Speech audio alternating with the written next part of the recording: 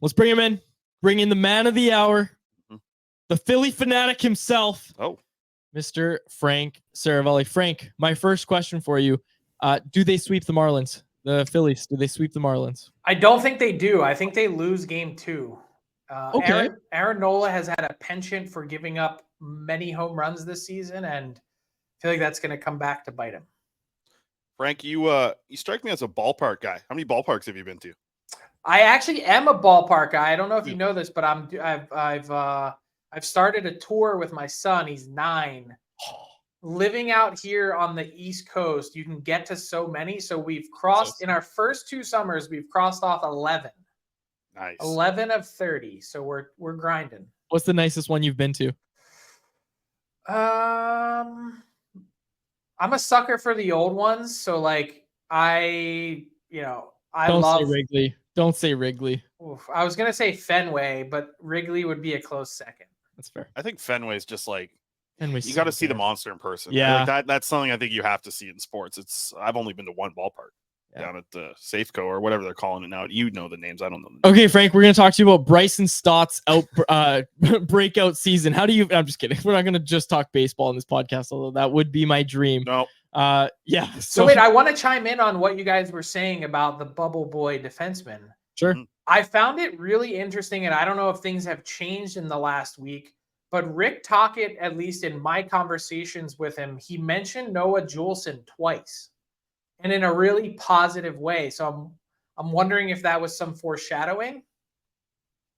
When were you out here? Like when? Last week. Last Monday. Okay, because not to rag on Noah Juleson, but he's kind of a guy that we've looked at as not having a very strong camp with pretty high expectations and having, played out the end of last season alongside Quinn Hughes. It kind of looked like he would be one of those guys in this by committee defense that Tocchet's now speaking about, where Juleson would eat up a lot of those minutes. Hasn't had the best preseason to this point, and we haven't seen him with Hughes. Like, it's been Cole McWard, which none of us saw coming. I bet you Tocchet didn't mention Cole McWard much in that interview, did he? No, and I got to be honest. When I was standing with Faber at practice, I was like, "Who's the McWard guy?" Like, I just was like, "Tell me more." Like, I don't know that much about him, and I kind of remember seeing him last year, but not really.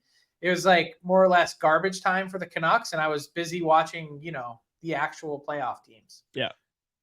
Frank, I wanted to ask about Ian Cole, who I thought was kind of interesting that he was one of the players that you wanted to sit down with when you were here in Vancouver. It's not like a massive name, but looks like a guy who's listen to him. I did listen to it, and then you know why I wanted to talk to him. That guy could talk. He could talk a pit bull off a meat wagon. I think the role that was something that was interesting, and I know that you talked to him a little bit about like Adam Foote, Sergei Gonchar, and those guys being kind of a reason why maybe he wanted to play here, as well as the vision of this team. I'm curious to see, like, with a guy like that who's won so much, how much do you think he could bring to a group here who really hasn't won anything? Like, they have a strong core, they just don't have a track record of winning, really. I think it's going to be an immeasurable addition, really. I think if you really dive in, and when I'm in the moment interviewing someone, I'm obviously listening because I'm looking for follow-up questions to ask, things like that. But I listened to the whole interview again on the way home on the plane, and I was like, damn, the way he put everything together in terms of the process and how this all needs to happen, it's great for him to say it, but for him to be able to point to his track record and say, yo, I played on 9 consecutive playoff teams, Tampa, Carolina, Colorado, 2 cup wins with the Pittsburgh Penguins. Like, I've actually done it. That's going to really, I think, be a big thing for this Canucks team, and someone that the coaching leadership is going to lean on for just subtle things here and there to really help push this team in the right direction. And he talked about that idea of, and Rick Tocchet mentioned it too, of how overwhelming and daunting this position that they're in is, knowing for a team that's gotten off to poor starts that you need to get off to a really good one. It's kind of like if you guys are golfers and you're playing a hole and you're like, damn, there's water over there. What's the first thing you do? You hit it in the water. if it's right in front of you and it's all you can think about, it's sometimes so overwhelming. But really, like, I'm not encouraging you because I did the interview and it's my pod, but go listen to Ian Cole on Frankly Speaking and listen to how he breaks down how you need to stack each little marginal win on each other. It was like so eloquent for a guy that has no teeth and plays hockey. It doesn't matter where the water is. Quads is going to slice it 60 yards to the right anyways. Okay. Frank, most interesting thing from all of those interviews you did, Tocchet, Demko, Cole, most interesting thing you heard? Probably Rick Tocchet outlining how after his second game behind the Canucks bench, he was out on a Vancouver street corner at 2 a.m, basically like fuming. And I think it spoke to a lot of things. One, that this is a new world for him, that he's been in the NHL. This is his 33rd training camp, and he's never played or worked in Canada aside from his stint last year. I think there's pressure that comes with that, but I also think it speaks to how far this team needs to come. I don't think he was really mad about the actual result. I think he was mad about all of the bad habits, the poor attention to detail, the bad body language that came with this Canucks team last year. And I think the reason why it was so overwhelming to him was because he knows how long the road is to get people to change. And so that's why at the end of last season was so incredibly valuable for him. And I think there was some reminder there, like, hey, relax. You know, he had mentioned that one of the assistant coaches just kind of like pulled him aside and was like, hey, we gotta, you know, you need to calm down. It's day 2 on the job. You can't be losing your mind. And I think that sort of reminder has been perfect because what he was feeling on day 2 is sort of like what these players are going to be feeling to start this year. He's been there and he gets it.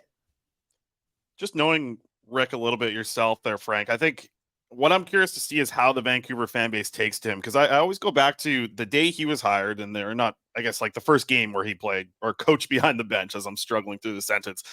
They announced him in Rogers Arena, half boos, half cheers. And obviously the Bruce Boudreau situation was so tough.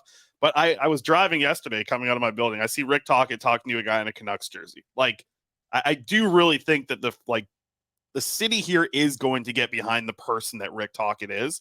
And I think he's pretty honest with us in the media as well. Like, I can see this guy being liked almost as much, if not more, than Bruce Boudreau was here, because people here love Bruce. We saw the Bruce There It Is chants, all those things. How quickly do you think Vancouver might fall in love with Rick Tocchet here a little bit, especially if they start to do some winning?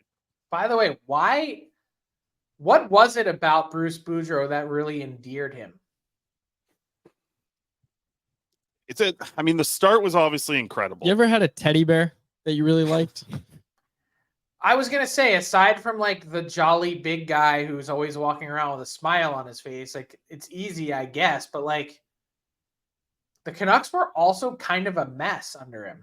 Mm-hmm. Well, they went on that run at the end and fans were dying to have something to believe in, Frank. Like that's what it comes down to is when Bruce got hired, you also have to remember that it came with the end of the Jim Benning era in Vancouver, right? And there was, I guess there was some exhale of like, yes, we can turn the page. And so many people were just dying for the Jim Benning era to end about 5 years before it actually did. So when it actually came to an end, they were also given this guy who has this great track record as an NHL coach in the regular season.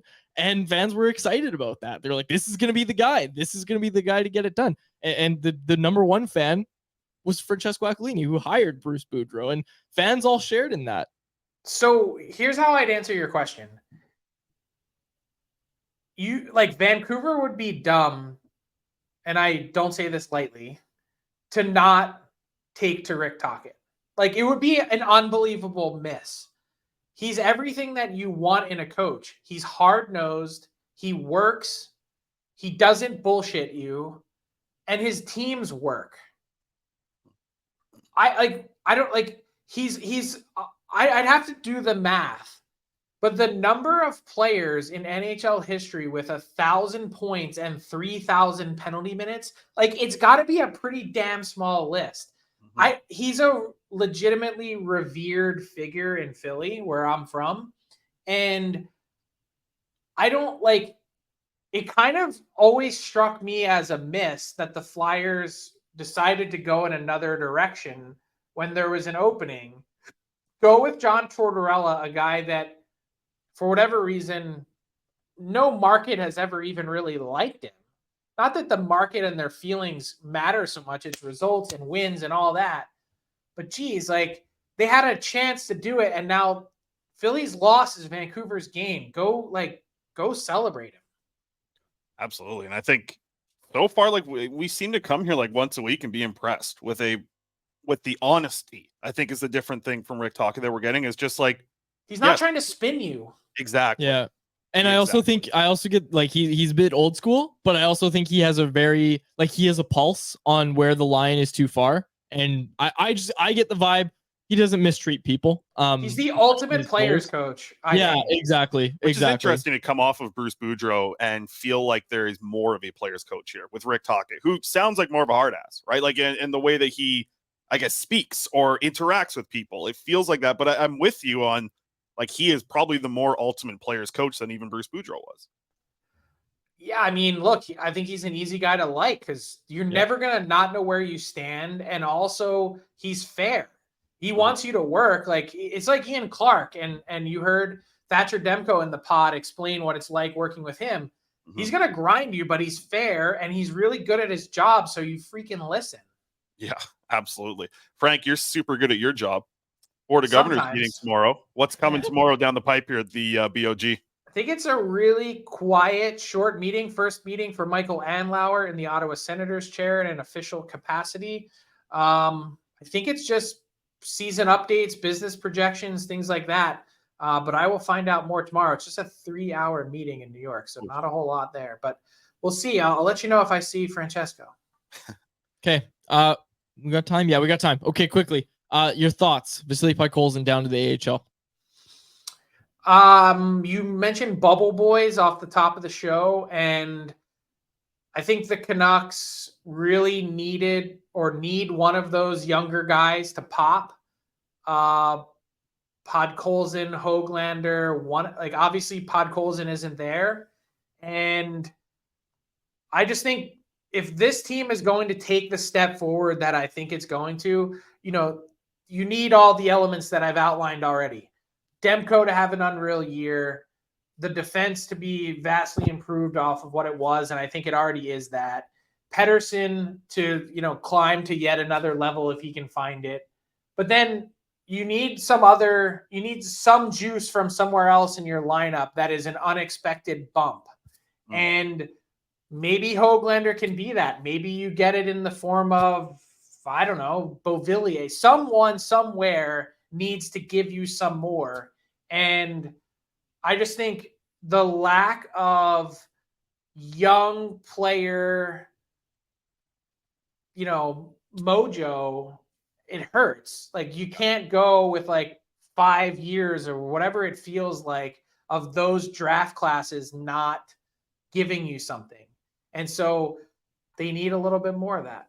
I think with Podkolzin, the situation is so interesting, and we're kind of seeing it play out here with Matvei Michkov, who had to get loaned away from SKA. So you look at the 2 years after getting drafted, Podkolzin's playing 6 minutes a night with SKA, has a very good rookie season. Last year, the step back, didn't perform extremely well under Bruce Boudreau, spent some time in the AHL. At 22 years old, how much is it just about this kid developing again? Like he's almost kind of 18 again, it feels like he didn't get it in the KHL. I mean, that SKA organization, this, Frank, they don't play their young players. They don't develop them. It's good for Michkov to actually be loaned out to Sochi and get an opportunity to play. He's got more goals, assists, and shots on net than anybody else on that SKA team right now. So I don't know what they're thinking.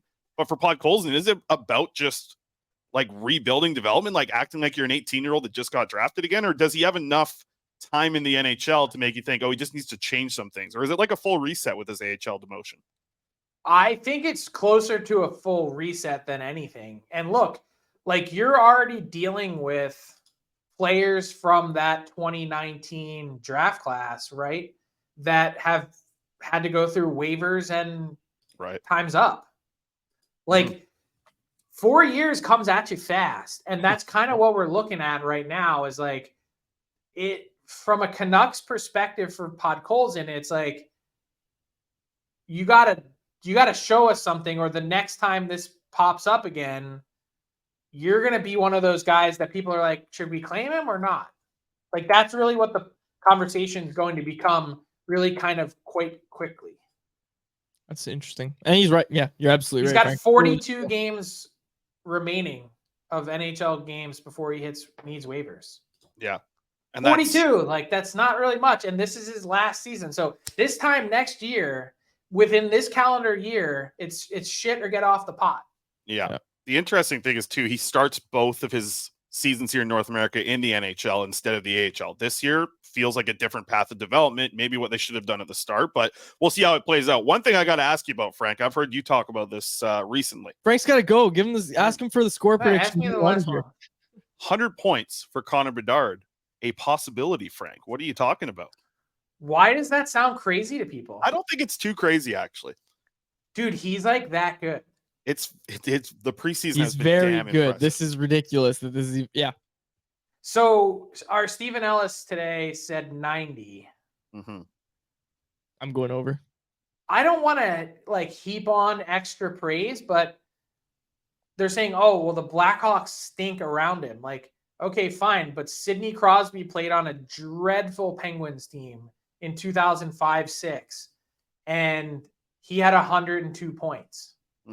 And they're like, oh, but it was only 102. He barely got there. I'm like, I don't want to heap too much on Connor Bedard, but I think he, in a very short period of time, the list of players that are better than him in the NHL is only going to include Connor McDavid. Yeah. And I think he's like not that far off of Sid. You put Taylor Hall on his wing, Tyler Johnson, like you are giving Taylor Hall's going to get 75 points this year. And by the way, if you look at Taylor Hall's numbers last year relative to games played, they were actually pretty decent. All right, Frank, we'll let you go on that. Next week, we'll get your hot take about the Dallas Stars that I think we need to discuss as well. So that's going to be part of our Betway Bet. Plenty to talk about. And I can't wait until we can stop previewing and start talking about the real deal. You got that right. We are 8 days away. Is that where we're at? 8 days away. Frank, score prediction for tonight. Phillies, Marlins. Phillies 4-1. I love it. Frank Seravalli, ladies and gentlemen. Thanks for joining us. Cheers, Frank.